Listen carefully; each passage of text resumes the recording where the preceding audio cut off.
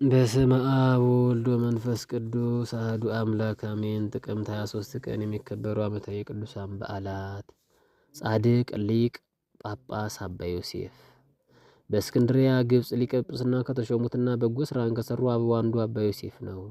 እርሱ ለግብፅ 52ኛ ፓትርያርክ ነውና በ9ኛው መቶ ክፍለ ዘመን አካባቢ እንደነበር ይታመናል። ጥንተ ነገሩስ እንደምን ነው ቢሉ በግብፅ የሚኖሩ የዘመኑ ክርስቲያኖች ባልና ሚስት ወደ ፈጣሪ ለምነው ልጅ ሲወልዱ ዮሴፍ አሉት። እጅግ ሀብታሞች ቢሆንም እርሱ ገና ልጅ እያለ ሁለቱም አረፉ። ሕፃኑ ዮሴፍም ዋለማውታ ወይም ወላጅ አልባ ሆነ። ሕፃኑ ሲያለቅስ የተመለከተ አንድ ደግ ጎረቤቱ ግን ወደ ቤቱ ወሰደው። እንደ ልጁ ተንከባክቦ ክርስትናንም አስተምሮ አሳደገው። ዕድሜው 20 ዓመት ሲደርስም የወላጆችን ንብረት ንሳ ብሎ አወረሰው። ወጣቱ ዮሴፍ ግን አኮኑ ዝንቱ ኩሉ ኃላፊ፣ ይህ ሁሉ ሀብት ጠፊ አይደለምን ብሎ ናቀው። ለነዳያንም በትኖለት እያመሰገነ ወደ ገዳም አስቄጥስ ገሰገሰ። በዚያም ያሞክሮ ጊዜው ፈጽሞ ማዕረገ ምንኩስናን ተቀበለ። ለዓመታትም በዲቁና ገዳሙን እያገለገለ የተጋደለ ኖረ። የአባ ዮሴፍን ደግነት የሰማው የወቅቱ ፓትርያርክ አባ ማርቆስም ከገዳም አውጥቶ በመንበረ ጵጵስናው እንዲረዳውና ሕዝቡን እንዲያስተምርለት ወደ ከተማ መጣው። ከጥቂት ቆይታ በኋላ ግን አባ ዮሴፍ ወደ ፓትርያርኩ አባ ማርቆስ ቀርቦ አባቴ ሆይ ወደ ገዳም ያሰናብተኝ፣ ለመነኮስ በከተማ መኖር ፍትሕ አይደለምና ሲል ተማጸነው። ፓትርያርኩም እሺ ብሎ ቅስናን ሹሞ አሰናበተው። ወደ ገዳም አስቄጥስ ከተመለሰ ጀምሮ አባ ዮሴፍ በዓት ለየ። እስከ 59 ዓመቱም ድረስ በጾምና በጸሎት በበዓቱ ጸንቶ ኖረ። በአጠቃላይ በገዳም የኖረባቸው ዓመታትም 39 ደረሱ። በዚህ ጊዜ ግን የወቅቱ ፓትርያርክ አባ ስምዖን ከአባ ማርቆስ በኋላ ሶስተኛ ፓትርያርኮች አርፈዋል። በማረፉም ከግብፅ እረኛ ስትፈልግ ነበር። ማንን እንሹም እያሉ ሲጨነቁ አንድ ሰው ጉቦ ሰጥቶ ሊሾም መሆኑን አበው ሰሙ። ይህ ሰው ደግሞ ጭራሹኑ ልጅ ያለው ነው። አባቶች ተሯሩጠው ያን ጉቦኛ ባለሚስት እንዳይሾም አደረጉ። ቀጥለው ማን እንደሚሾሙ ሲጨነቁ የሁሉም ሕሊና ስለ አንድ ሰው አሰበ። አባ ዮሴፍን ያስብ ነበር። ሁሉም ተሰብሳቢዎች ስለ ነገሩ ተጨዋውተው አባ ዮሴፍን ይሾም ዘንድ ቆረጡ። ተሰብስበው በመንገድ ላይ ሳሉም እንዲህ ተባባሉ። ወደ በዓቱ ስንደርስ ቤቱ ክፍት ሆኖ ከቆየን ፈቃድ እግዚአብሔር ነው፣ ዝግ ሆኖ ከቆየ ግን ፈጣሪ አልፈቀደም ማለት ነው ሲሉ ተስማሙ። ምክንያቱም የአበው በዓት ቶሎ ቶሎ አይከፈትምና።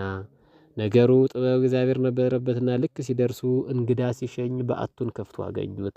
እንዳያመልጣቸው ተረባርበው ያዙት። ግጥም አድርገው ማስረው አኬዎስ ይደለው ይገባዋል እያሉ ስርዓተ ሲመትን አደረሱለት። እርሱም አባ ዮሴፍ ግን እኔ ኃጢአተኛ ነኝ፣ አይገባኝም፣ ልቀቁኝ እያለ ይጮህ ነበረ። አበው ግን ስርዓተ ሲመቱን ፈጽመው ወስደው በመንበረ ጵጵስናው በቅዱስ ማርቆስ ወንጌላዊ ዙፋን ላይ ያስቀመጡት። በቁጥሩም 52ኛ ሆኖ ተቆጠረ። አምላክ ደጉን ሰው ጠቁሟቸዋልና ለቤተ ክርስቲያን ይተጋ ጀመር። ሕዝቡን እያስተማረ ቤተ ክርስቲያናትን እያነጸ መጻሕፍትን እየተረጎመ ተአምራትን እየሰራ በመኖ ጥሪት ለ19 ዓመታት አገልግሏል። ወቅቱም ተንባላት አማሌቃውያን በምድረ ግብፅ የሰለጠኑበት ነበርና ብዙ ችግሮችን አሳልፏል። የግብፁ ሱልጣን ሊገድለው 2 ጊዜ ሞክሮ አልተሳካለትም። 2 ጊዜም ለአባ ዮሴፍ የሰነዘረው ሰይፍ በመልአክ እየተመለሰ ተመልክቶ ትቶታል። አባ ዮሴፍ በዘመኑ ተሰዶ የነበረውን የኢትዮጵያ ጳጳስ አባ ዮሐንስን ከተሰደደበት ወደ ሀገራችን እንደመለሰው በዜና ሕይወቱ ተጽፏል። አባ ዮሴፍ እንዲህ ተመላልሶ በ78 ዓመቱ በዚች ቀን አርፏል። ቸር አምላክ በጻድቁ ሊቀ ጳጳስ ጸሎት ይማረን፣ እውነተኛ እረኞችንም ይስጠን፣ ከበረከቱም ይክፈለን። ጥቅምት 23 ቀን የሚከበሩ ዓመታዊ የቅዱሳን በዓላት። አባ ዮሴፍ ጻድቅ ሊቀ ጳጳሳት፣ ቅዱስ ዲዮናስዮስ ሰማዕት፣ ቅዱስ ኢላሪዮስ፣ ቅዱስ እለእስክንድርያ ሰማዕት። ኤጲስቆጶስ እንደ እግዚአብሔር መጋቢ የማይነቅፍ ሊሆን ይገባዋል። የማይኮራ፣ የማይቆጣ፣ የማይሰክር፣ የማይጨቃጨቅ፣ ነውረኛ፣ ረብ የማይወድ ነገር ግን እንግዳ ተቀባይ፣ በጎ የሆነውን ነገር ሁሉ የሚወድ ጠንቃቃ፣ ጻድቅ፣ ቅዱስ፣ ራሱን የሚገዛ ይሁን።